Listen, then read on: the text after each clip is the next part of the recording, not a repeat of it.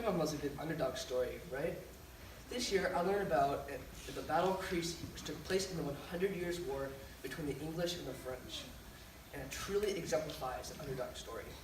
Despite being extremely outnumbered by the French, the English forces who were under the command of King Edward III were able to successfully defeat the French forces, even while fighting on their homeland.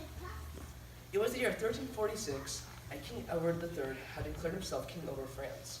Philip VI, who was the actual king of France, decided to take the fight to the English and were able to corner them in a small town called Crecy. Even though the French army was almost 4 times larger, King Edward didn't retreat, but he rather barricaded himself and positioned his men to meet Philip's army in battle. As the French sent wave upon wave of crossbowmen, infantry, and knights, Edward was able to hold them off, despite the speed of the French knights or the sheer number of infantry. Ultimately, it was the range and accuracy of the arrows shot from the longbowmen that nullified their attacks. These volleys of arrows decimated the oncoming French and weakened them to a point where the English were able to clean up the remaining forces.